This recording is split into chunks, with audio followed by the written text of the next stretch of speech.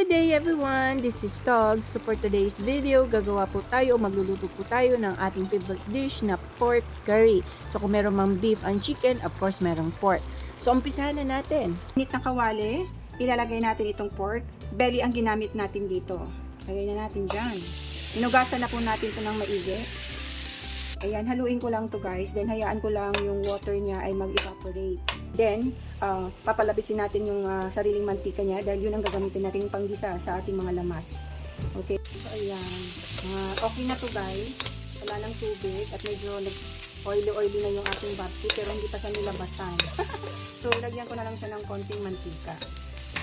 Konti lang. Ayan. Then, gigisa natin yung ating hiniwang ginger or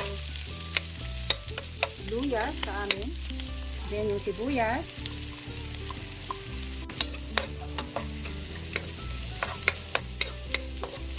Yung garlic. Lagay ko na yung garlic. Yung bell pepper, mamaya ko pa yan ilalagay.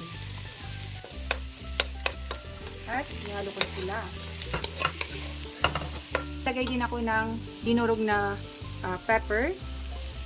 Ayan. Then, maglalagay po ako ng curry powder. So, dito pa lang, naglalagay na ako kasi gusto ko nanunuot yung powder sa ating pork. Yung iba, naglalagay pag may tubig na, may liquid, gano'n. Pero, depende yan sa atin, guys, no? Haluin ko lang maigi ito. Bango. Once nag-isa na siya, lagyan na natin ng paboil muna natin siya. Pag once mag-boil na siya, pahinaan yung apoy, then ipapasimmer natin ito hanggang sa lumambot yung baboy. Maglalagay pala ako ng gata. Pero isang ganito lang, hindi ko siya, mga dalawa na lang. Ayan. So, mamaya na to pag malapit na siyang maluto.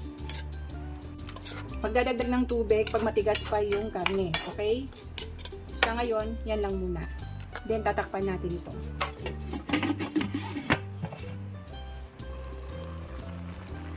So, ayan. After ilang minuto natin na pinalambot ito, of course, malambot-lambot na siya. So, this time, maglalagay na tayo ng ating carrots.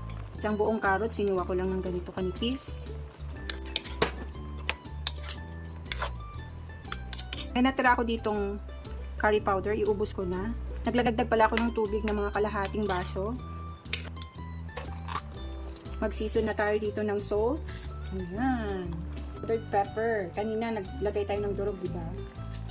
Ilalagay ko na itong natitirang coconut milk or gata. Ito po ay nasa pouch lang, yung nabili lang natin.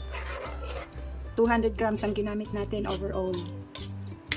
Ito ko pala yung bell pepper. Ayan. Sarap. Lagay na po natin yung ating cabbage. Ayan.